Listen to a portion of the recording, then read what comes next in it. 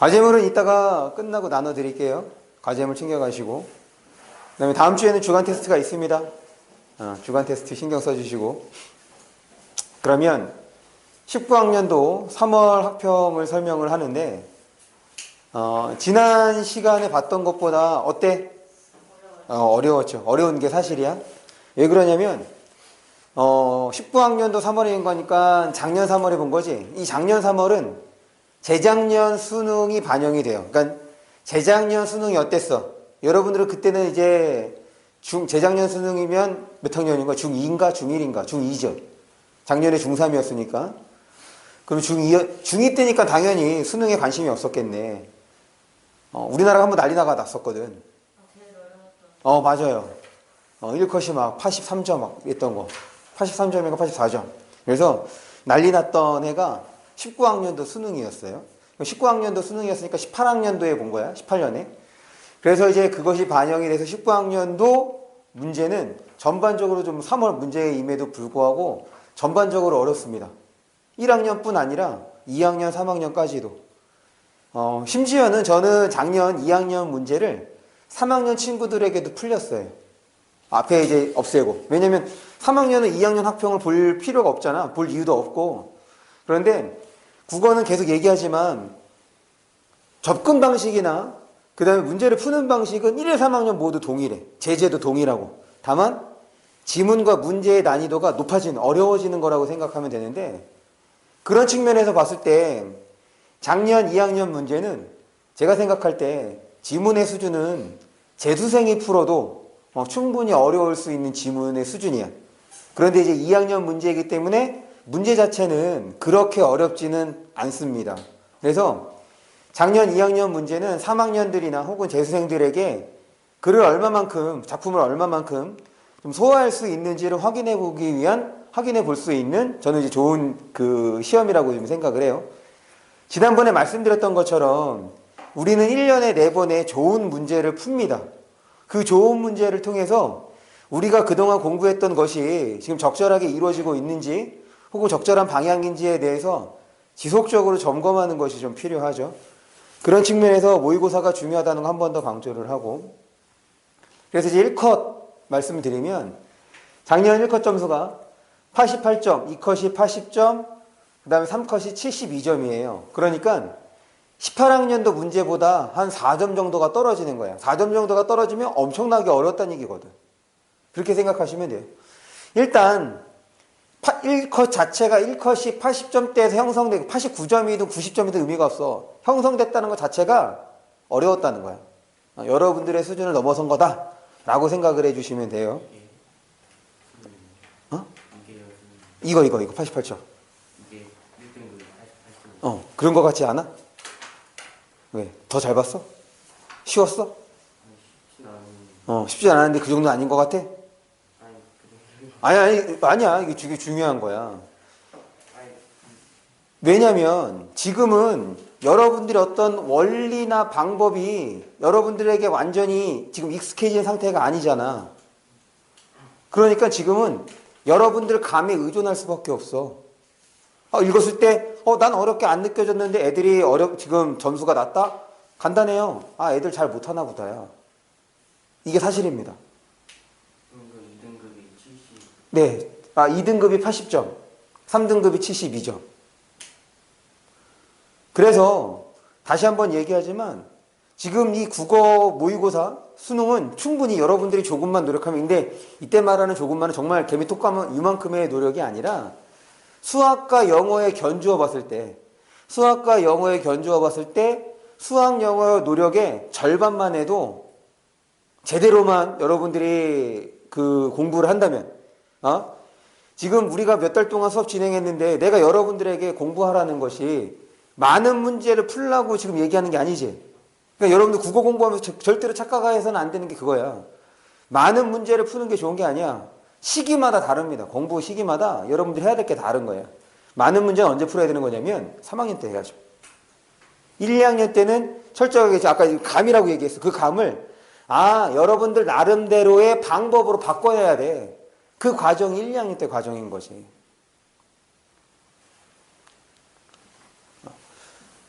이제 아까 다시 얘기 돌아가면, 그래서 그 정도, 한 절반 정도의 노력만 해도 지금 정도의 난이도라면, 지금이 쉬워서가 아니라 충분히 안정적인 2등급을 유지할 수가 있다는 거야. 3학년이 돼서도. 국어는 그래서 제가 생각할, 물론 제가 국어 선생이라 그런 걸 수도 있는데, 효자 과목입니다. 여러분들이 수학 영어가 1등급이 나와도 공부 시간을 줄일 수 없어. 해왔던 것처럼 해와야지 1등급과 1등급이 유지가 되는 거야. 그런데 국어는 공부 시간을 줄일 수 있어요. 그러니까 지금 귀찮고 잘 안 되고, 그런데도 자꾸 제가 왜 이렇게 하기로 했으니까 이렇게 한번 해보자 자꾸 강조하는 이유가, 여러분들 이제 고등학교 생활하면 해야 될 것들 되게 많아. 지금처럼 국어 공부할 수 있는 시간이 없어. 그 외의 시간에 수학하고 영어 일단 기본적으로 해야 되죠. 수행평가 해야 됩니다. 그리고 동아리 활동해야지. 그러니까 학교 생활해야 된다고. 학생부 여러분들 내신 그 수시로 일단 대학에 가야 될 거 아니에요. 그렇게 시간이 없어. 그런데 3학년이 되면은 탐구를 공부해야 돼요. 그때부터는 본격적으로. 과학이나 사회나. 1, 2학년 때는 그냥 내신 중심하면 내신으로 탐구 공부해 주시면 되고, 3학년 때 이제 본격적으로 준비하게 되는 거란 말이에요. 그럼 공부할 게 또 늘었네? 여러분들 25시간, 26시간 쓰는 거 아니잖아. 똑같이 24시간 쓴다고. 그럼 어떤 하나는 줄여야 될 거 아니야. 그렇게 줄일 수 있는 과목이 국어라는 거예요. 왜냐? 국어는 사고력을 요구하는 것이기 때문에. 그렇게 좀 생각을 해주시면 좋겠습니다. 그러면 이제 오늘 우리 뒤에다가 안 썼잖아요. 오늘 이제 집에 가면 이제 제가 설명 들은 거, 제가 여러분들에게 설명하는 거랑 여러분들이 풀었던 그 느낌을 최대한 살려서 뒤에다가 적어주세요. 그래서 지문별로 느낌이 어땠는지, 그리고 헷갈렸던 선택지가 있었으면 어떤 이유에 헷갈렸는지 거기에서 좀 고민을 하시고, 결국 이 고민의 과정이 여러분들 성적을 형성하는데 밑거름이 됩니다. 그러니까는 그건 쓸데없는 시간이 결코 아니다. 이 생각 가져주시고, 그럴 때 이제 주의할 게 뭐냐면, 다시 한번 지문 읽고 문제를 풀 때 놓친 게, 여러분들이 지문에서 놓친 것들 있잖아. 혹은 잘못 읽었던 것들이 그 지문과 관련된 핵심적인 내용이었는지 이것만 따져주세요. 만약에 핵심적인 내용이 아니었어. 그럼 그럴 수 있는 거야. 지금 우리가 독해 어떻게 하기로 했어? 그래, 모든 내용은 기억하지 않는다 했지. 그래서 설명하려는 걸 중심으로 머릿속에 담는 거고, 배경 지식으로 활용되는 정보들은 그냥 돌아와서 확인해주면 되겠는 거였잖아. 다 기억할 수가 없다고. 그런 측면에서 다시 한번 지문을 보실 때 그 내용이 핵심적인 내용이었는지, 만약에 문학이었다면 우리 문학에서는 반응 이런 얘기 했었잖아. 그럼 거기서 혹시 내가 그 반응을 좀 놓친 건 아닌 건지, 이 정도만 따져주시면 됩니다. 그러면 저는 아까 말씀드렸던 것처럼 문법이랑 그 다음에 이제 비문학을 좀 설명을 할게요. 그럼 문법부터 좀 봅니다.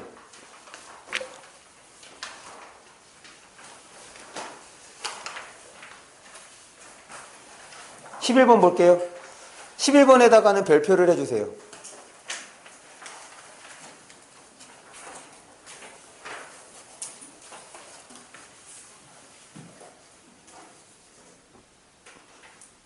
우리가 이제 1학기 중간고사, 기말고사에 꼭 들어가는 범위가 의문입니다.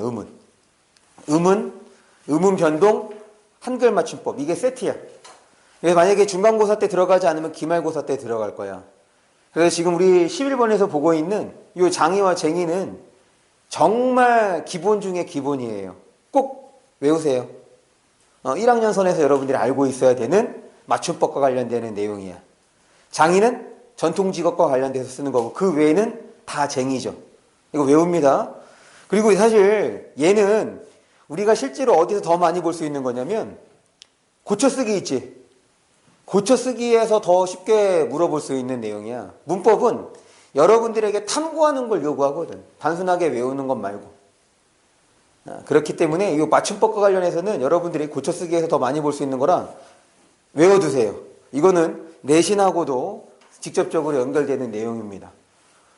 넘어갑니다. 12, 13번에서 13번에다가 별표해 주세요. 우리가 이제 지난 시간에 품사랑 문장 성분했죠? 딱 품사 문장 성분을 이용하는 가장 기본적인 문제이자 여러분들이 어느 정도 알고 있는지를 확인해 볼 수 있는, 그럴 때 13번. 13번에서 우리가 주의하기로 했던 게 바로 선택지 2번이죠. 선택지 2번. A입니다. A. 고향의 품사가 뭐야? 고향의 품사. 고향의 품사는? 품사. 그렇지. 품사는 명사야. 그런데 문장 성분은 뭐야? 문장 성분. 그렇지. 관형어. 다시. 품사는 뭐로 끝나는 말이야? 사로 끝나는 말이야. 그 다음 문장 성분은 뭐로 끝나는 말이야? 어로 끝나는 말이야. 언으로 끝나는 건 어디에서? 품사에서 기능 얘기할 때 썼단 말인 거잖아. 여러분들 개념어 공부하실 때 문학 개념어가 됐든 문법이 됐든 일단 우리가 수업 중에 배운 거 뭐 하시냐면 흰 종이에다가 그냥 개념만 쭉 쓰세요. 개념 쭉 쓰고 그 개념에 대한 그 내용이 떠오르는지 떠오르지 않는지만 확인해 주면 돼. 이거 그거였지.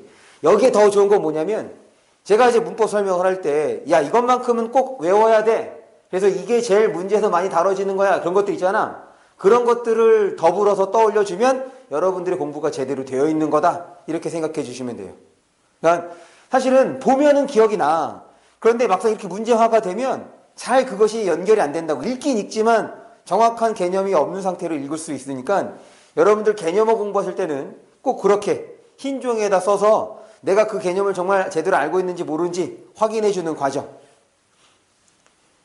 내가 군대에 있을 때 내가 국어교육과를 나왔잖아. 근데 이제 국어교육과를 나오면 꼭 주변에서 그거 물어봐. 야, 너 한자도 잘 아냐? 내가 한자를 뭘 알겠어? 근데 예전에 국어 선생님들은, 지금의 국어 선생님들은 아니야. 지금의 국어 선생님 나랑 비슷한 연배잖아. 학교에서 지금 좀 잘 가르친다 하시는 선생님들 보면 내가 생각할 때는 30대 중후반에서 40대 초반? 그러니까 40대 중반이 넘어가면 좀 타성해져져. 그냥 해왔던 대로 하는 거지 특별하게 자기의 수업에 대해서 개발할, 물론 제가 대부분의 선생님들이 그렇다고 말씀을 드리는 건 아닌 거고 경향이. 근데 내가 이제 중고등학교 다닐 때는 국어 선생님 다 한문도 잘하셨거든. 한문 선생님이 국어 선생님 하기도 하고 국어 선생님 한문 하기도 하고 그랬단 말이야. 그래서 난 국어 선생님 하면 한문도 잘해지나 보다 이렇게 생각을 했어. 대학 가서 봤더니 한문 시간이 따로 없어. 한문은 국어 별개였던 거야. 근데 예전에는 내가 입학하기 한 1, 2년 전에는 국어교사 하면서 한문교사 자격도 줬다고 하더라고. 뭐 어쨌든. 그래서 이제 나름 이제 내가 국어 선생 한다고 군대에 있을 때 고참이 되고 난 다음에 뭘 했냐면 한자를 외웠어, 한자. 2급 한자 검정의 급수별로 있죠? 여러분들은 뭐 그렇게 공부할 필요 없어요. 딱 중학교 수준의 그냥 이 정도야. 월화수목금토일 한자 읽을 수 아느냐? 그 다음에 우리 고전시 가면서 제가 여러 가지 한자 얘기 많이 해주죠? 그 정도야. 근데 그거 보다 보면 얼마 안 돼. 100개도 안 돼, 한자가. 어쨌든 그 정도 손만 알아도 여러분들 이제 고전시가 볼 때 도움이 되는데 내가 그래 이제 한자를 외우는데 뭐 그때는 시간이 많으니까 한자를 한 번씩 10번씩 씁니다. 그래서 외워. 그래서 하루에 10개씩 외우는 거야. 얼마 안 되잖아. 다음 날은 전에 10개 외운 걸 또 써. 그렇게 해서 기억을 떼는데 한 번 전에 공부했던 단어들을 쭉 쓰는데 1시간이 걸리는 거야. 이거 너무 비효율적이다. 그래서 공부 방법 바꿨어. 그래, 그냥 외운 것만 이렇게 하자. 근데 그랬더니 기억으로 시작하는 거랑 내 머릿속에 지금까지도 기억 남는 게 차이가 많아. 암기란 여러분들이 자주 보고 떠올려 보는 건데 지금 그 단어를 여러분들에게 실제로 지금 쓰라고 하는 건 아닌 거잖아. 나는 한자를 쓰는 것까지 이제 했던 거니까. 자꾸 읽어봐야 돼요. 읽어보고 떠올려야 여러분들 머릿속에 오래 남을 수 있습니다. 그래서 지금 13번 문제를 보시면 제가 선택지에서 동그라미 친 것들 있죠? 그 개념들에서 지금 알고 있어야 되는 거야. 우리가 주간 테스트를 통해서도 여러 번 확인했던 거니까. 선택지 1번입니다. 체언에다가 동그라미. 2번이에요. 조사에다가 동그라미 쳐주시고 관형어 동그라미. 3번입니다. 용언 동그라미, 어간 동그라미, 관형사형어미 동그라미. 그 다음에 4번이에요. 관형격 조사 동그라미. 그리고 5번입니다. 활용 동그라미. 이런 개념들을 알고 있어야 되는 거고, 그 다음에 우리 3번 선택지를 보시면 지금 예쁘의 짝대기가 있는 위치랑 관형사형 어미의 짝대기가 있는 위치가 서로 다르죠? 그것이 의미하는 바가 무엇인지도 아는 것이 좀 필요하지. 그래서 이거 뭐였어? 이 앞에 무언가가 있어야지만 얘가 단어로서 쓰일 수 있다, 이런 거였죠? 그래서 지금 하이픈이 붙어 있는 거 뭘 말하는 거냐면 의존 형태소를 말하는 겁니다. 그런데 이 니은의 경우는 뒤에도 하이픈이 붙을 수 있어. 지금 여기에서는 이렇게밖에 없잖아. 그러면은 이 뒤에 하이픈이 붙었어. 그러면 얘랑 얘의 차이가 뭐야? 이 뒤가 또 무언가가 반드시 있어야 된다는 얘기인 거지. 예를 들면 이런 거예요. 가다라는 게 있어. 얘를 쓴다. 그럼 어떻게 되는 거야? 얘를 집어넣으면 얘가 간다가 되는 거지. 얘를 활용하면 얘를 쓴다. 그럼 뭐가 돼? 그렇지. 간이 되는 거야. 왜? 얘는 이걸로 끝이라는 거지. 여기가 끝이야. 그런데 얘는 하나가 더 필요해. 얘가 기본형. 얘. 그래서 앞뒤로 이렇게 들어가면 얘가 바로 뭘 의미하는 거야? 얘가 만약에 어미래. 그럼 뭐가 되는 거야? 선어머 어미가 되는 거지.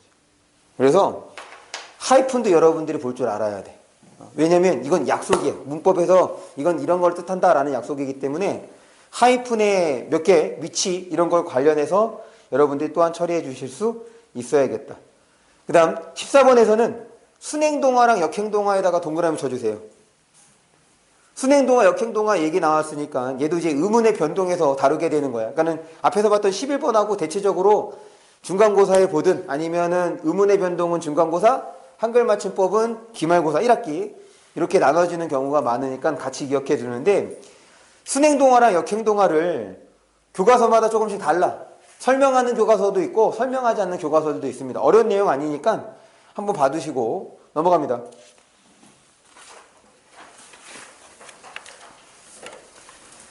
15번에다가도 별표. 요 15번 문제는 1학기 빠르면 1학기 기말고사, 그 다음에 늦으면 2학기 기말고사나 중간고사. 그래서 그것도 지금 11번처럼 15번 1학년 수준에서 여러분들이 반드시 알고 있어야 하는 문법 요소예요. 여기서 지금 높임법에 대한 얘기를 하고 있죠. 우리 아마 다음 주, 다다음 주, 지금 문장 성분 끝났으니까 지금 다음 주나 다다음 주 되면 요 문법 요소, 이제 문장 읽어보고 거기에 해당하는 설명을 할 겁니다. 그때 좀 더 자세히 설명을 할게요. 그럴 때 지금 거기 문제에서도 여러분들이 알고 있어야 되는 것들, 그 표를 보시면 이거 이제 뭐라고 하지 이거? 예, 아니요. 이런 거 뭐라고 얘기하는데?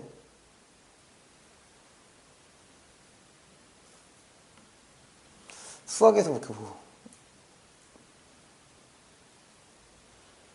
어쨌든 그 표로 가요. 네. 거기에서 첫 번째 거 A 옆에 보면 주체 있죠? 주체에다가 동그라미 쳐주시고 주체 보면 그냥 주어라고 생각하시면 됩니다. 주체 옆에다가는 주어라고 써주시고 그 다음에 그 밑에 보시면 객체 나오죠. 객체에다가 이렇게 써주세요. 서술어의 영향을 받는 대상이야. 주어는 그 서술어의 행동을 하는 게 주어야. 주체야 그게. 서술어의 영향을 받는 것을 객체라고 합니다. 그래서 이 객체에서 문장 성분은 거기에 설명이 되는 것처럼 목적어랑 부사어가 있어요. 같이 기억해 주세요. 넘어갑니다. 이제 비문학 지문을 볼게요. 21번에서 24번.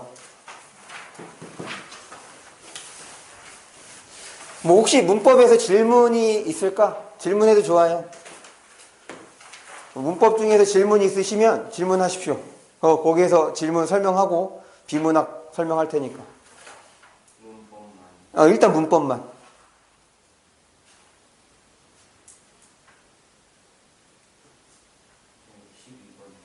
12번 볼게요.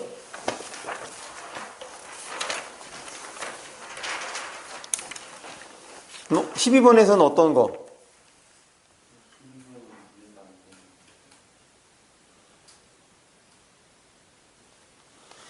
이거는 개념입니다. 지금 관형사는 뭐에 따라 나누는 거예요? 우리가 관형사 아까 사로 끝나는 건 뭐였어? 품사. 어로 끝나는 거는 문장 성분 이거야. 그거를 기본적인 거를 묻는 거예요. 그냥 그렇게 기억해 주세요. 지금 거기에서는 관형사랑 이제 관형어를 구분을 하는 건데, 그럼 관형사라는 명칭을 쓰게 된 게 뭐 때문이냐? 관형어라는 명칭을 쓰게 된 게 뭐 때문이냐? 지금 그런 설명을 하고 있는 거야. 그럴 때 지금 관형사와 관형어는 쓰이는 범위가 아예 다르죠.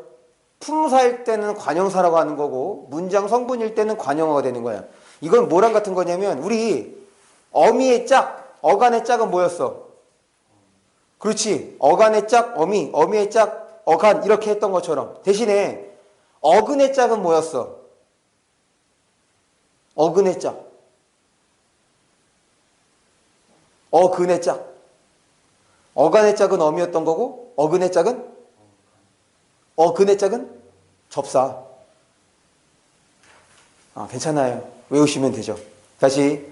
이거는 그냥 묻지도 따지지도 않고 외우는 것들이야. 용언, 활용, 어간, 어미, 기본형 다. 그 다음에 어간의 짝, 어미, 어근의 짝, 접사.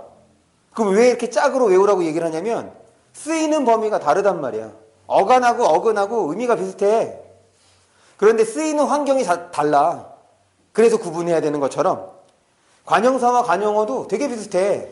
그런데 쓰이는 환경이 다르다. 품사라고 할 때는 관형사라고 얘기를 해야 되는 거고 문장 성분이라고 할 때는 관형어라고 하는 것처럼 일종의 그냥 사용 구분 이렇게 생각해 주시면 돼요. 사실은 의미적으로 봤을 때는 뭐가 더 쉽냐면 문장 성분이 훨씬 더 쉬워. 여러분들이 이해하기에.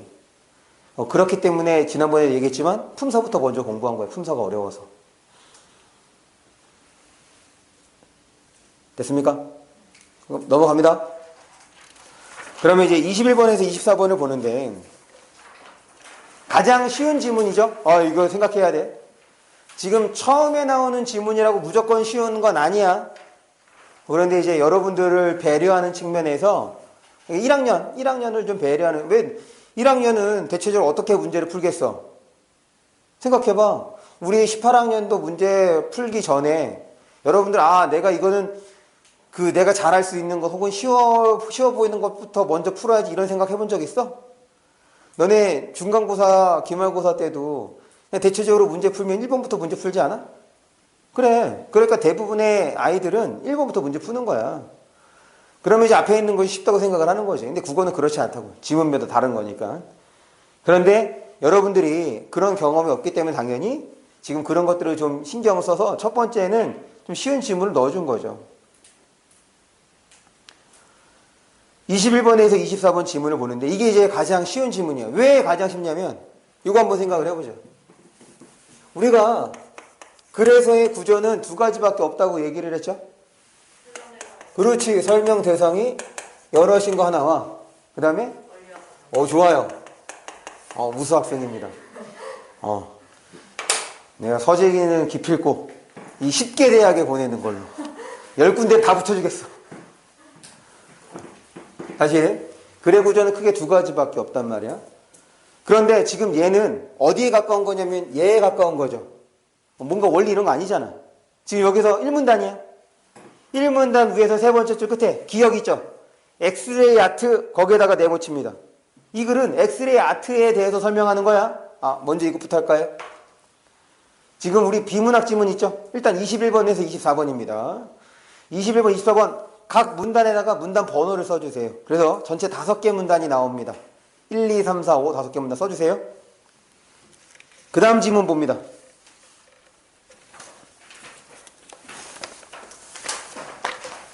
28번에서 33번. 여기는 내가 들여쓰기 한 거는 다 문단 표시했어. 그래서 전체 9개 문단이 나옵니다. 28번에서 33번은 9개 문단. 써주세요. 문단 번호.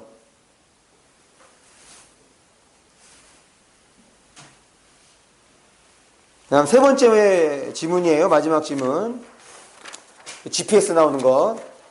34번에서 38번. 여기는 6개 문단입니다. 1, 2, 3, 4, 5, 6 써주세요.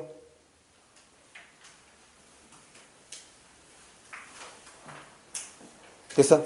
다시 이제 앞으로 좀 넘어갈게. 첫 번째 지문입니다. 오늘 좀 설명을 좀 빨리 해야 하는 거라서 빔을 사용하지 않아요. 다음에 좀 여유가 있으면 다시 이제 빔을 사용해서 이제 설명을 할게요. 얘는 뭐 물론 어려운 지문 아니었으니까 봐봐. 1문 단에서 세 번째 줄 끝에 엑스레이 아트라는 개념이 용어가 나왔으니까 이거에 대해서 설명하려는 거보다 라고 생각해 주시고, 그럴 때 이제 2문 단이야. 2문 단에서 첫 번째 줄 엑스레이 아트의 거장인 닉 베세이에다 동그라미 쳐주시고, 그러면 지금 우리가 이제 비문학 지문 좀 여러 번 풀어왔었잖아, 수업 중에도. 그럴 때 지금 여기는 대표적 사례를 제시해 준 거지. 그럼 뭐였어? 지금 이 사례에 대한 설명은 곧 뭐에 대한 설명이기도 한 거야? 이 사례에 대해서 설명한 거면 곧 뭐에 대한 설명이기도 한 거야? 그렇지, 엑스레이 아트에 대한 설명이기도 한 거지. 그러니까 두 번째 문단에 얘를 제시한 거란 말이야. 그러면은 얘를 통해서 뭘 설명하겠다? 그렇지, 엑스레이 아트에 대해서 설명하겠다. 그래서 이 문단의 마지막 줄입니다. 이 문단의 마지막 줄 보시면 끝에 창작 의도를 나타낸 거래. 그러면 지금 이 지문은 이렇게 되는 거지. 1문단에서 먼저 설명할 대상을 제시했어요. 그러고 난 다음에 2문단에서는 구체적 사례지. 지금 누구냐면 닉 베세이라는 그 작가의 작품을 통해서 이제 얘기를 하는 거야. 지금 여기에서는 이제 뭘 얘기하는 거냐면 마지막 창작 의도라고 얘기했으니까 결국 이건 이제 의도를 다른 말로 바꾸면 뭐가 되는 거야? 주제가 되는 거지. 엑스레이 아트를 통해서 드러내고자 하는 주제의식을 두 번째 문단에서 얘기를 해준 거야. 그러고 난 다음에 이제 3문단을 보는 거야. 3문단 첫 번째 줄. 첫 번째 줄에다가 문자 표시합니다.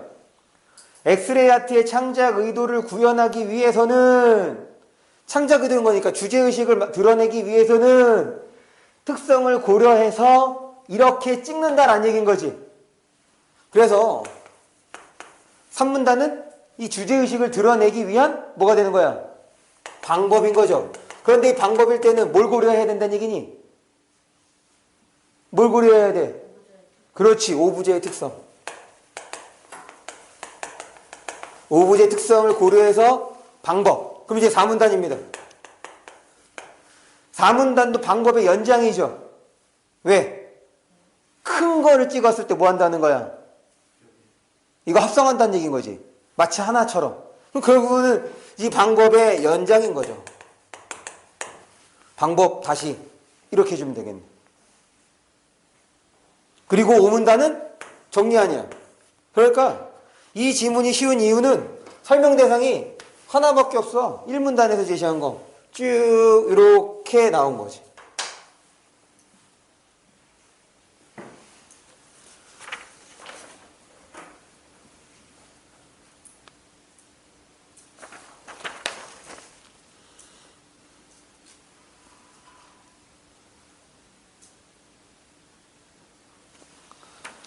(22번) 봅니다. 22번에 3번 선택지.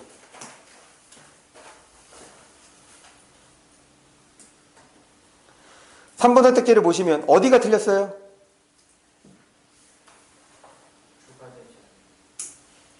투과되지 않는 효과?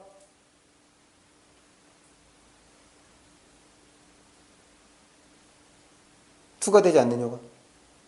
그게 틀린 건가? 투과되지 않는 효과도 이용하는 거 아니야? 어?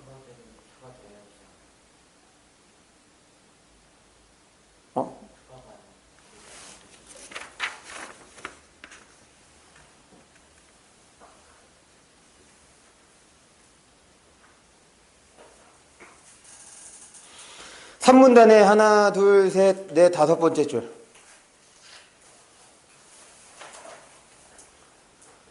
역으로 이를 활용하기도 한대.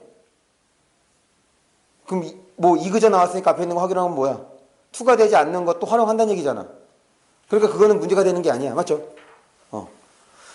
다시 여봐.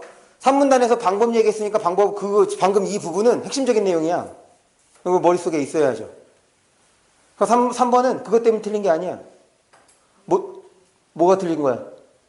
버스의 측면이 보이도록 촬영한 것은 지금 왜 측면 이렇게 하는 거겠어? 뭘 드러내기 위한 거야?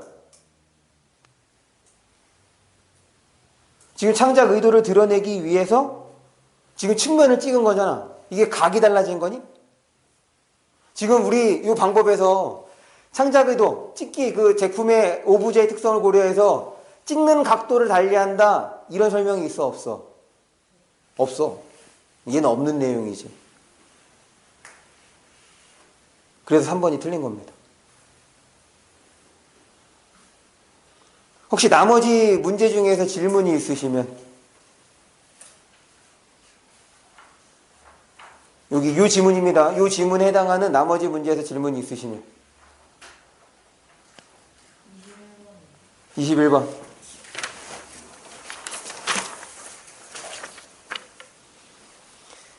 일단 양상이 무슨 뜻이야? 양상.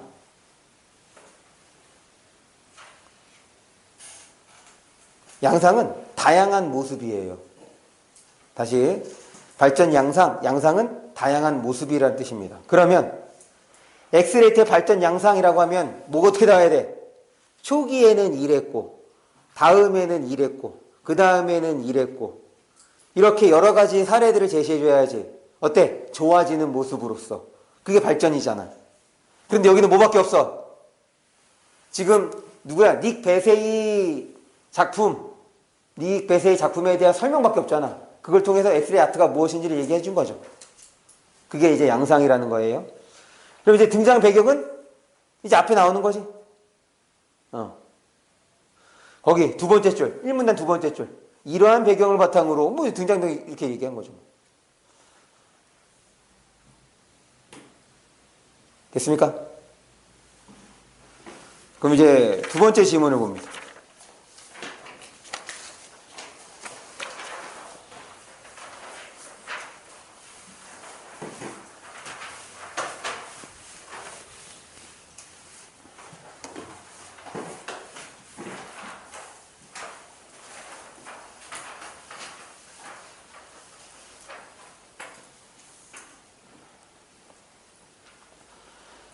두 번째 지문은 제가 이제 설명한 대로 여러분들의 어떤 느낌을 받았다, 그런 생각이 좀 들었다라고 하면 지문을 잘 읽고 있는 거다, 이렇게 좀 생각을 해주시면 돼요.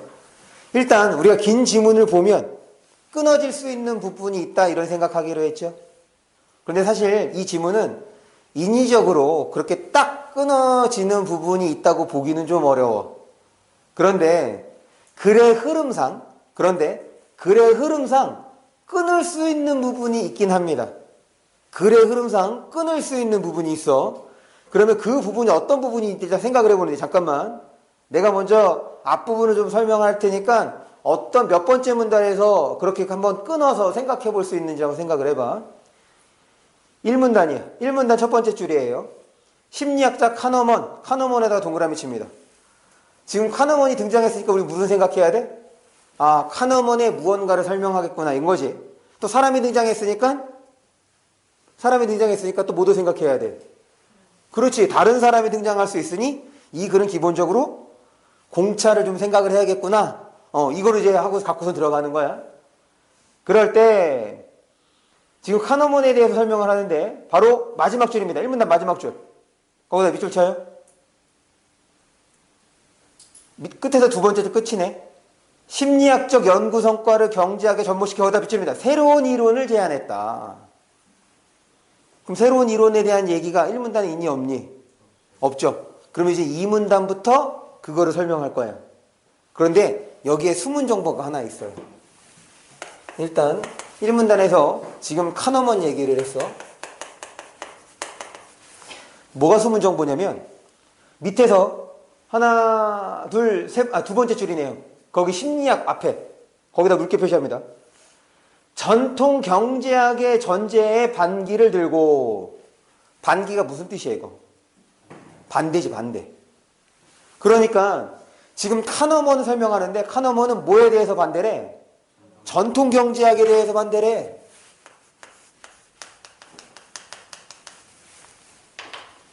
카너먼을 설명하려고 하는데, 그래서 이 문단에 뭐가 튀어나오는 거야? 그렇지. 다시 여기서 이제 놓치면 안 되는 것이, 우리 뭘 설명하려는 거야? 카너먼을 설명하려는 거야.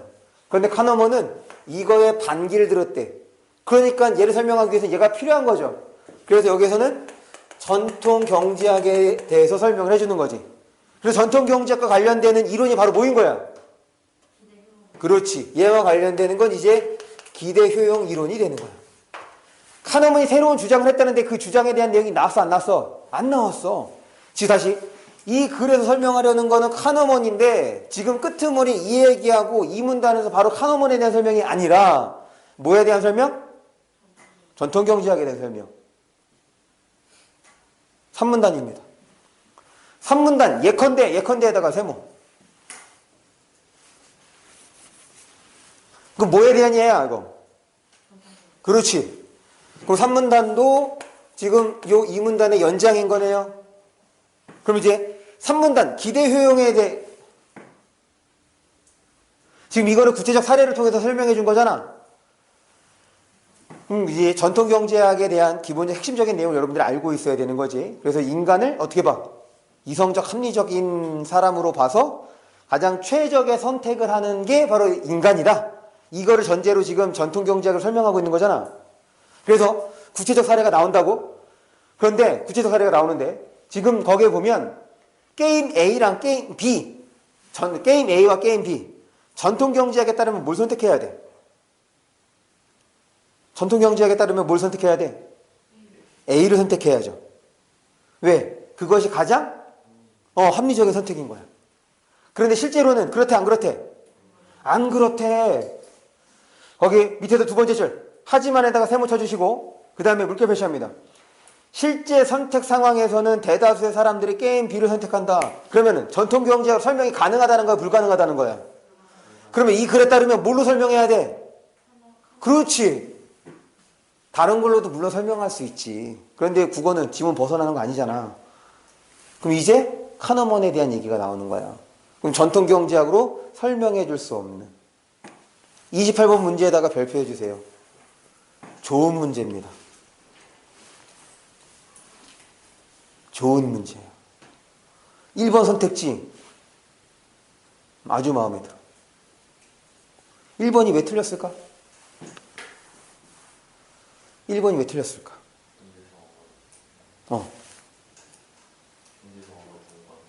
뭐라고? 현재 상황을 뭐? 중. 내가 잘못 알아듣는 거? 아, 현재 상황을 준 거? 아니에요.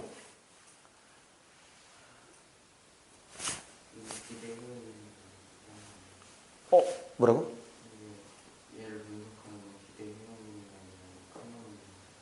그렇지. 다시. 경미 같은 생각이야? 뭐냐면 기대효용 이론은 현재 상황을 준 거로 봐봐. 아까 지금 3문단에서 사례를 보면 얘가 선택해야 되는 건 뭐밖에 없어? 얘가 선택해야 하는 건 뭐야? A를 선택해야 돼. 그런데 지금 거기 선택지 뭐라고 써? 다양한 양상에다가 물결 표시해 주세요. 다양할 수가 있어, 없어? 없어. 인간은 합리적이기 때문에 가장 최적의 것을 고르는 것이 전통 경제학 기대 효용 이론이었거든. 그런데 거기엔 다양한이란 말을 썼단 말이야. 아주 기가 막힌 거지. 그래서 1번이 틀린 거예요. 그리고 이 다양한 선택을 설명할 거는 바로 이 글에 따른 바로 뭐가 되는 거야? 그렇지. 카너먼이 되는 거지. 카너먼이 주장한 이론이 되는 거야. 그러니 4문단부터가 바로 이제 뭐에 대한 내용이야? 그렇지. 지금 3문단 끝에서 뭐 나왔어? 얘의 한계가 나온 거잖아. 실제로는 그렇지 않대. 그걸 설명할 수 있는 것이 바로 4문단의 카너먼의 무슨 이론? 무슨 이론? 전망 이론.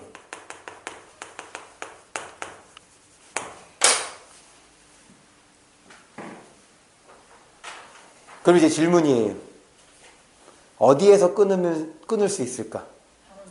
아니, 왜? 내가 4문단에서 설명을 마쳤기 때문에? 나를 너무 좋게 보는구나. 다시 이거 한번 생각해봐. 지금 4문 내가 여기다 글의 흐름을 잡아줬잖아. 맞죠? 맞아. 이렇게 해서 지금 카너먼에 대한 설명이, 카너먼이 주장한 건 전망이론이야. 아까 처음에 뭐라고 얘기했냐면, 얘는 인위적으로 끊어지는 부분은 없어. 다 카너먼에 대한 얘기야. 그런데 길이상 이쯤에서 끊어도 될 만한 부분이 있다는 거야. 그것이 몇 번째 문단이냐? 그럼 바꿔 얘기하면 이렇게 되는 거죠. 전망이론에 대한 설명이 어디에서 끝나? 전망이론에 대한 설명이 어디에서 끝나?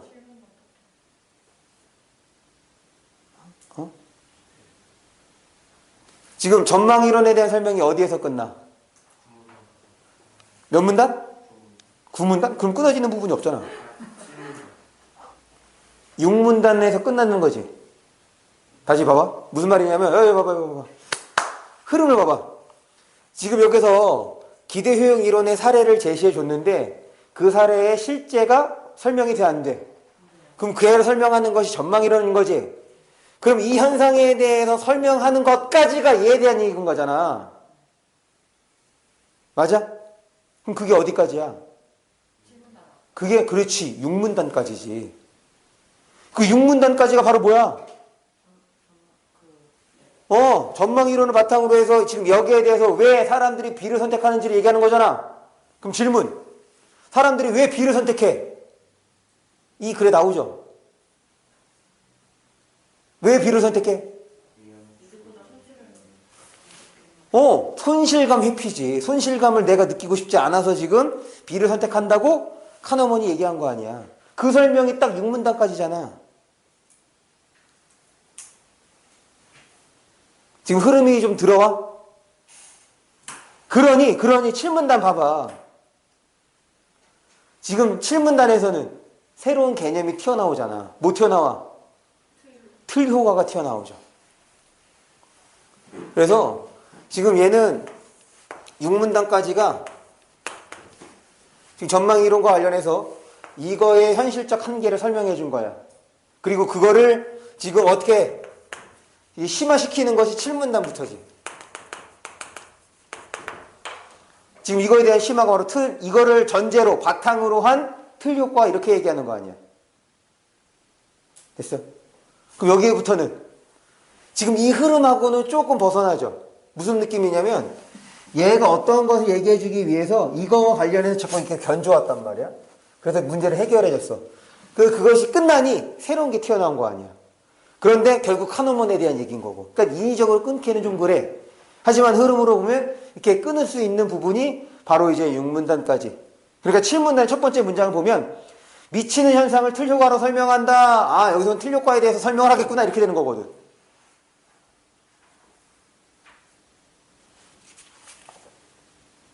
됐죠? 그럼 봐봐. 만약에 그렇게 끊었다고 치자. 끊었다고 치면 지금 아까 28번 문제 이거는 해결할 수 있는 거죠. 이 선 안에서 29번도 해결이 가능한데 29번에다가 동그라미 쳐주세요. 개인적으로 좋아하는 유형이에요. 이것도 그냥 국어야. 국어란 무엇인가를 보여주는 3번이 답인 이유가 뭐냐? 3번이 답인 이유 자주 본다는 것 때문이지. 자주 보는 거야. 기억에 해당하는 뭐였어? 자주 접하고 떠올릴 수 있는 것. 그게 기억이지. 그러니까 그냥 이 표현 때문에 얘가 답이구나 이렇게 되는 거라고. 30번 문제도 해결이 가능하죠. 지금 딱 그림에 해당하는 거니까. 그 다음에 32번도 가능하지. A를 바탕으로 하라고 했으니까. 그럼 남는 문제가 31번하고 32번이 되는 거죠. 그러니까 지금 우리 절반 읽고 절반 읽고 네 문제를 푼 거잖아. 내가 왜 이런 설명을 하냐면 물론 여러분들이 지금 내가 한번 설명한다고 해서 잘 기억이 안 날 거야. 자꾸 그렇게 좀 보려고 해야지 이제 나중에 좀 익숙해질 건데 일단 우리가 좀 처음에 모의고사를 풀 때 시간 안에 못 풀 수 있으니 뭘 선정하자 그랬어. 우선순위에서 이제 마지막에 풀 걸 하나 지정하기로 했던 거잖아. 만약에 이런 방식으로 푼다면 굳이 비문항에서 버릴 지문은 없을 수 있지. 무슨 말이냐면 어려운 문제는 뻔해. 물론 처음부터 어렵다는 것은 알 수는 없어. 읽어야지 이것이 이 문제가 어렵구나라고는 알 수 있긴 하겠지만 그런 문제를 여러분들이 꼭 안 풀어도 된다는 거야. 굳이 풀 필요가 없다는 얘기인 거지. 지금 이용 반 읽고서는 3분의 2 풀면은 나쁘지 않은 성과잖아. 그것도 나쁘지 않은 방법인 겁니다. 그걸 봐봐. 지금 이런 방법을 여러분들이 써먹으려면 어때야 돼? 여러분들은 지문의 구성과 문제 유형에 대해서 정확하게 알고 있어야 돼. 그래서 찌르면은 바로 튀어나올 수 있게끔. 그래야지 유연하게 접근할 수 있을 거 아니야. 무슨 말인지 알겠어? 그러면 나머지 부분은 당연히 집에 가서 다시 한번 해봐야지. 그래서 이거 내가 맞아 이것을 했으면 더 쉬웠겠다 이런 생각할 수도 있는 거고, 다행이네 역시 읽어보니까 어려웠던 거였어 이럴 수도 있는 거고. 그건 나중에 가서. 근데 어려운 문제도 여러분들 풀어보셔야죠. 그건 연습할 때야. 그런데 모의고사 볼 때는 굳이 똑같은 배점인데 풀 필요는 없는 거지. 2점하고 3점밖에 없는데. 3점이라고 해서 다 어려운 거 아니에요. 제가 문제가 배열되는 거 얘기해 드렸죠? 이게 글을 읽어가는 흐름과 관련되는 거야. 그렇게 해서 문제를 배치를 합니다. 사실 31번하고 32번 똑같은 문제야. 똑같은 방식으로 처리할 수 있거든. 그런데 이것도 지문과 관련해서 지문도 똑같아요. 7문단을 볼게. 7문단부터가 이제 심화가 되는데 7문단에 이제 틀료가 나오죠? 틀료가를 다시 둘로 나누잖아. 긍정과 부정. 다시 여기에서 회피와 추구. 회피와 추구. 이게 지금 7문단의 내용이지. 지금 여기에서 다루는 내용보다 여기에서 다루는 정보량이 더 많아. 여기가 훨씬 더 긴데 여기보단 여기가 정보량이 짧지만 알고 있어야 되는 거 다 제시했잖아. 그 다음에 뭐가 나오냐면 박스가 나오지. 상황 1, 상황 2래. 이거 구체적 상황이잖아. 그럼 뭐 해야 돼? 지금 우리가 읽은 내용? 뭐 해야 돼? 그렇지. 적용해야지. 여러분들이 이 지문을 우리가 연습했던 대로 제대로 읽었다면 상황 1에다가 여러분들 뭐라고 적혀 있어야 되느냐? 긍정, 회피.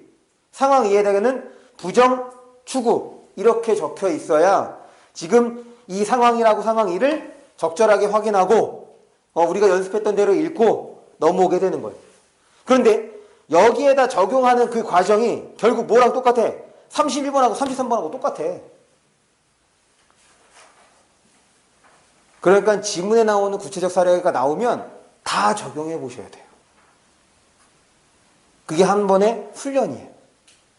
1학년 문제이기 때문에 이거 똑같이 나왔잖아. 말만 조금 바꿨지. 33번부터 먼저 볼까? 지금 상황 하나밖에 안 나왔어. 그런데 여기서 상황 두 가지밖에 없었잖아. 그럼 둘 중에 하나 잡아야죠. 얘 긍정이야, 부정이야? 33번. 그렇지, 부정. 그럼 부정일 때 대체적으로 뭐 한다고 그랬어? 위험? 추구한다고 했던 거잖아. 그러면 33번 문제를 풀 때는 지금 위험한 상황이니 지금 이 위험을 부정적 상황이니 위험을 추구하겠구나. 이렇게 보기를 먼저 처리해주고 그 다음에 이제 선택지로 들어가면 되는 거죠. 31번은 본문을 읽은 과정에 대한 설명인 거고 문제인 거고. 그러니까 31번 다음에 33번 문제가 나온 거야. 지문의 순서는 이래요. 문제의 순서는. 그래서 자꾸 여러분들이 제가 강조하는 것이 문제를 어떻게 푼다는 건 저는 두 번째 문제야. 1차적으로 뭐가 돼야 돼? 지문에 대한 정확한 이해가 필요한 거야. 그래서 글의 흐름을 잡는 훈련, 그렇게 좀 신경을 써주세요. 1학년 때 그거 하면 됩니다. 넘어가면 혹시 또 질문이 있으시면, 여기 있는 문제 중에서 질문이 있으시면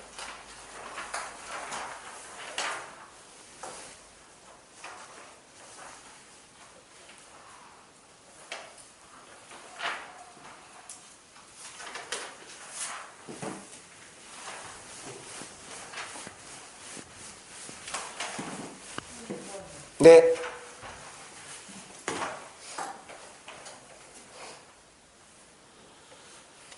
요거는 이제 표에 대한 얘기죠. 표를 이해했느냐는 거야. 지금 그 표를 보시면 2등 영역이래. 2등 영역에서는 성과가 동일한 크기로 증가할 때, 성과가 뭐야? 증가할 때마다 그럼 그래프가 어떻게 돼 있어? 이렇게 돼 있는 거지. 보통 비례라고 하면 어떻게 되는 거야? 비례라고 하면 이런 식으로 가야죠. 얘가 증가하는 거 일정하게 증가하면 여기서도 어떻게 해? 일정하게 증가해야지 이런 그래프가 나오는 거지. 그럼 얘는 증가하긴 하지. 꺾이는 게 않잖아. 증가하긴 하는데 증가하는 양이 어떻게 되는 거야? 그렇지. 적어지는 거지. 얘는 그냥 그래프에 대한 이해인 거예요. 지금 얘는 이렇게 진행이 되는 거니까 증가하는 거잖아. 그런데 얘도 이제 우상향 그래프를 그렸기 때문에 증가하는 거란 말이야. 그런데 이렇게 하면은 일정하게고 이렇게 하면 어떻게 되는 거야? 이렇게 꺾이면 일정하지 않은데 어떻게 되는 거야? 증가폭이.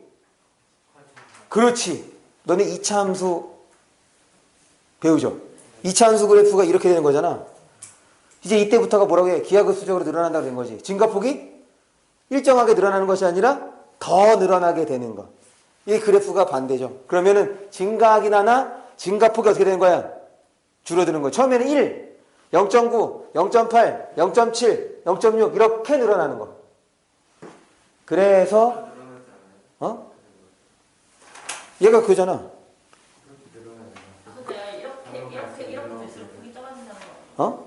증가폭이 작아진다고.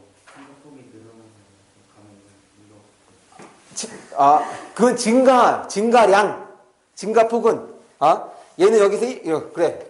우리가 이 칠판에 칸이 이랬으니까, 요 칸에 대가서 이렇게 하면 얘는 1 늘어날 때 똑같이 1 늘어나는 거죠. 1 늘어날 때 또 1 늘어났어. 근데 여기에서는 얘가 이렇게 되면 1이 늘고, 여기서 1 늘었단 말이야. 그런데 1 늘었으니까 이제 또 1이 늘으면 뭐가 돼야 돼? 3이 돼야 되는데 3이 돼야 안 돼. 됐습니까? 그래서 30번의 답은 1번. 또.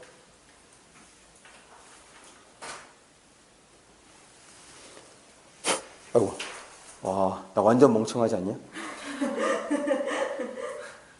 봤어? 마스크 써는 이 영상 우리 꼬맹이가 볼 텐데. 아빠 뭐 하는 거야? 이래.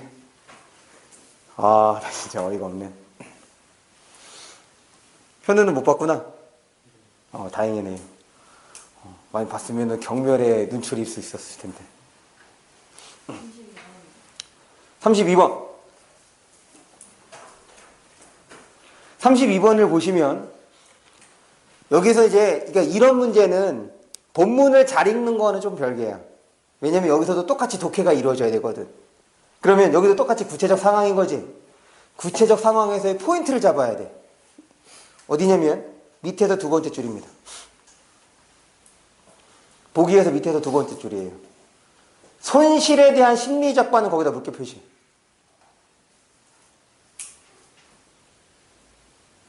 이거 보는 순간 딱 뭐가 돼야 돼? 카너먼의 전망이론 이렇게 돼야지. 왜? 그렇지. 손실감을 피하기 위해서 뭘 선택했어? B를 선택한 거잖아. 그럼 그 B를 선택한 게 합리적 선택이었어? 아니었거든. 지금 여기서도 뭐야? 환불받는 것이 더 합리적 선택인 거잖아. 써보니까 마음에 안 들어. 좀 불편한 것 같아. 그래서 반품해서 환불받는다는 걸 그걸 내가 원 금액에서 깎고 받는 게 아니지. 그냥 원금 그대로 받는 거잖아. 그럼 나한테 손해가 있어? 없어? 없어. 그런데 환불 안 한다는 거야. 왜? 여기 설명해 줬죠? 손실감 때문에 이렇다 얘기했으니까. 그럼 결국 뭐 한 거야? 손실감을 피하려고 환불하지 않는 거지. 이렇게 설명해야죠. 이 글에 따르는 거면. 됐어요? 마지막 지문입니다. 마지막 지문에다가는 별표를 해주세요. 네. 아주 좋은 지문이에요. 우리가 글을 잘 읽고 있는지 그렇지 않은지를 보여줄 수 있는 아주 좋은 지문입니다. 얘는 글의 구조가 원리에 대한 얘기죠. 그럼 원리라는 거 바로 1문단에서 알 수 있는데 1문단의 마지막 줄 어떻게에다가 동그라미 칩니다. 그럼 이제 질문이야. 어떻게니까 원리잖아. 지금 그거를 설명해주는 문단이 몇 번째 문단부터 시작하는지 몇 번째 문단부터가 지금 그 어떻게와 짝을 맺을 수 있는 문단인지를 찾으세요.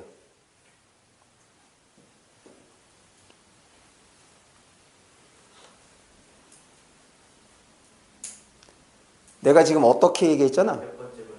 몇 번째 문단부터 요 어떻게와 그 어떻게를 설명할 수 있는 문단인지.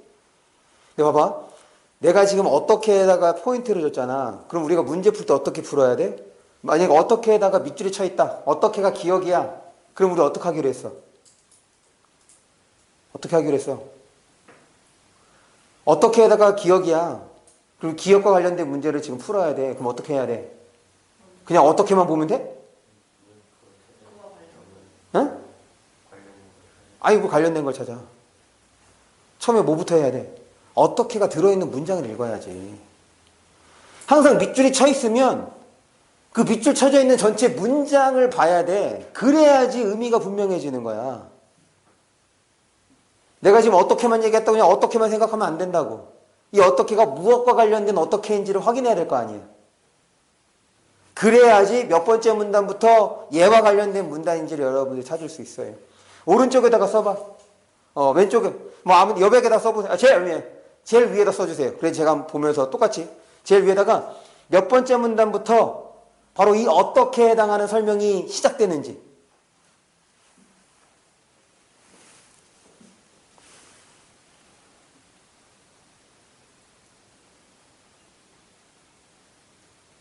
(10초) 드립니다.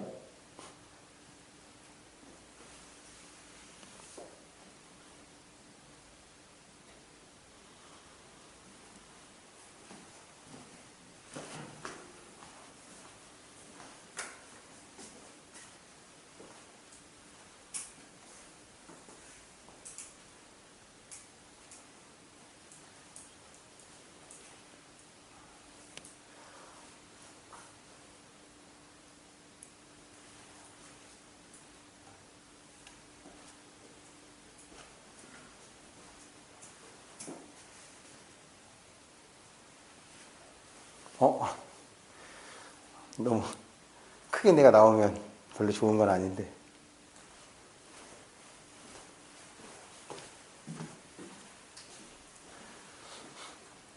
볼게요. 지금 1문단에서의 마지막 줄이야. 그렇다면 GPS는 어떻게 현재 위치를, 거기 현재 위치에다가 물개 표시. 현재 위치를 파악하는 것일까? 그러면서 지금 이 문단에서는 GPS 위성하고 수신기의 관계를 얘기해주고 있죠. 그래서 그거를 통해서 구할 수 있다는 게 뭐야? 지금 이 문단에서 지금 그 관계를 통해서 구할 수 있는 게 뭐야? 구할 수 있는 게 뭐야? 그렇지, 거리야. 거리가 위치야? 거리가 위치야? 아니죠. 그 다음 3문단입니다. 이 3문단이 바로 여러분들을 현혹시키는 문단이거든. 3문단에 그런 데가 튀어나왔어. 그런데 역할이 뭐였죠? 그런데 역할은 뒤집어주는 게 아니라 화제를 바꿔주는 거야. 화제를 바꿔. 그러니까 다른 대상을 설명하겠다 이런 거라고. 그래서 우리가 뭐 하기로 했어? 지금까지 읽은 내용을 한번 머릿속에 정리한 거지. 지금 여기에서 설명하고 싶은 건 GPS를 통해서 위치를 어떻게 파악하는 거야. 그런데 이 문단에서 뭐 설명했어? 거리를 파악하는 거 설명했어. 거리를 계산하는 거 설명했다고? 3문단에 뭐가 튀어나와? 갑자기 상대성 이론이 튀어나와. 그러더니 위성에서의 시간과 지구상에서의 시간이 어떻대? 다르대. 두 가지 이유 때문에. 그래서 우리를 이제 지금 혼돈에 빠뜨리는 거예요. 지금 이 글에서 설명하고 싶은 거 뭐였는데? 위치 파악이야. 그런데 계속 뭐 얘기하고 있어? 3문단은 시간 얘기하고 있지.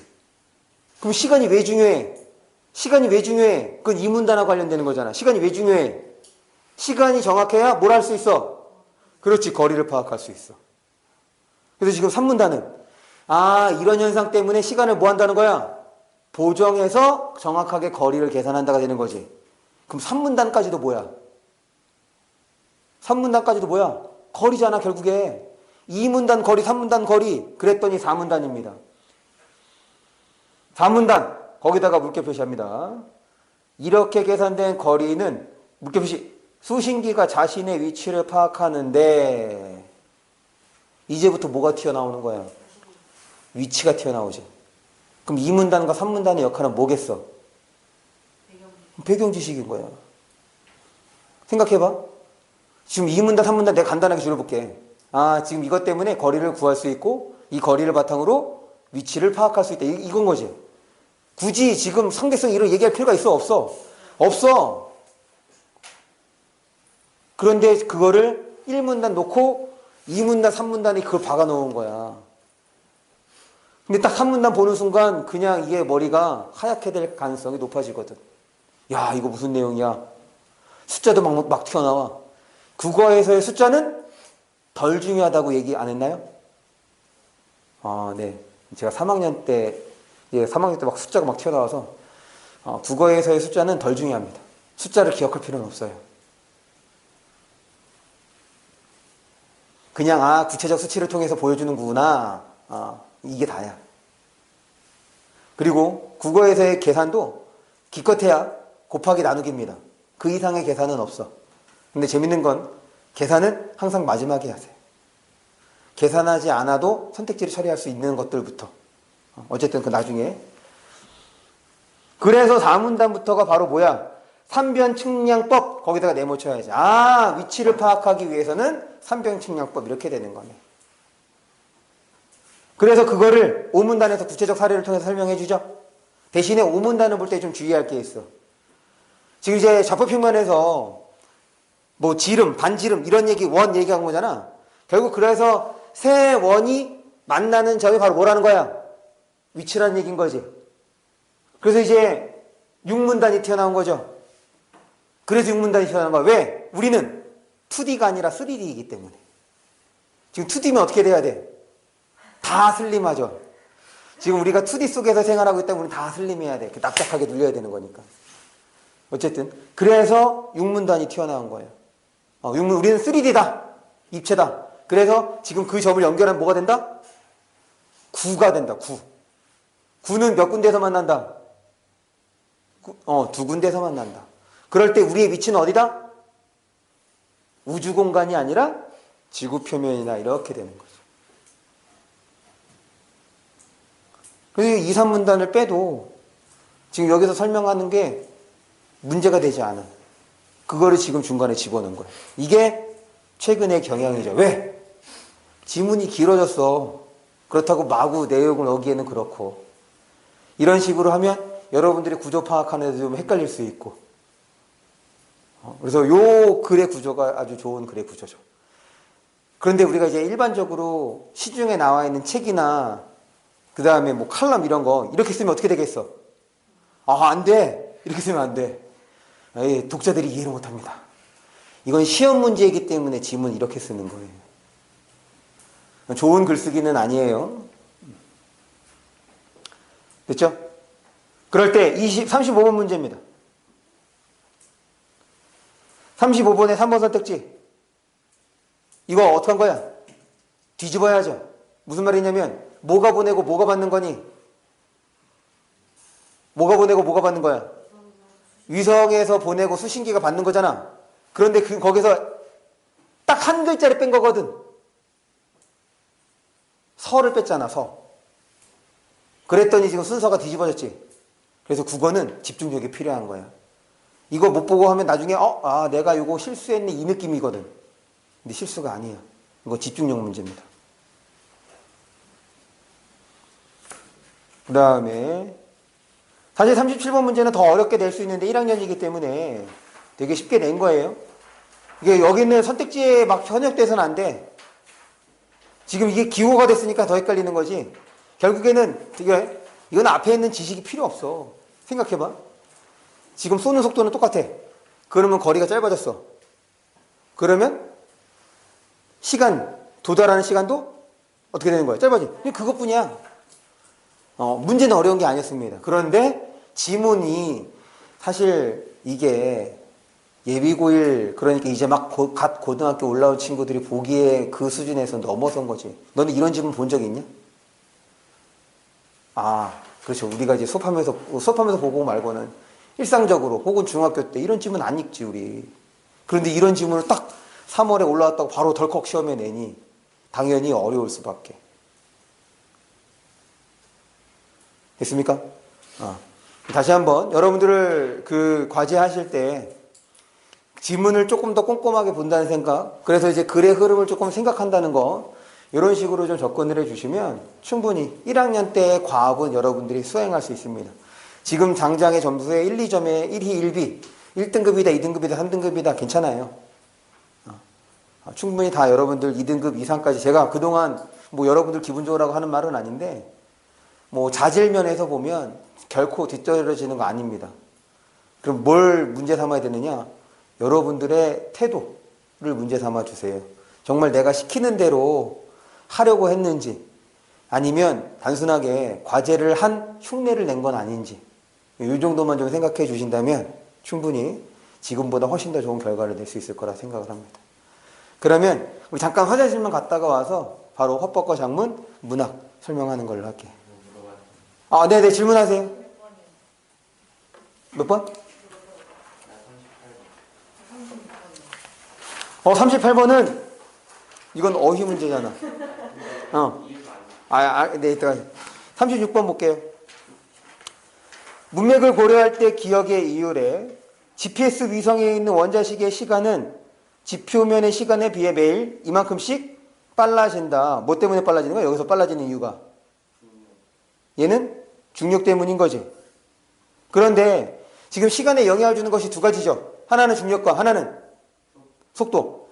지금 인공위성의 속도는 지구 자전 속도보다, 그래서 어떻게 되는 거야? 느려지는 건가? 네, 빠르게 움직일수록 느리게 가고, 그 다음에 중력이 약해질수록 빠르게 가고. 지금 빠르게 움직이니까 어떻게 되는 거니? 느려지는 거지. 그리고 지금 중력의 영향을 떠 있잖아. 그럼 덜 받는 거지, 지상에 있는 것보다. 그런 측면에서는 속도도, 시계의 속도가 어떻게 되는 거야? 시간의 속도가 빨라져. 그럼 최종적으로는 얘가 어떻게 됐대? 빨라졌다는 얘기인 거지. 그럼 뭐의 영향을 더 크게 받았다는 거야? 중력이 더 크게 작용했다는 얘기인 거죠. 중력이 시간에 주는 영향이 지금 속도가 주는 영향보다 더 컸기 때문에 결과적으로는 어떻게 된 거야? 시간이 빨라졌다는 얘기인 거죠. 그 다음에 태우는 거는 사람만 태우는 겁니다. 사람을 태우는 거지 무게는 실어야죠. 물건을 실어야죠.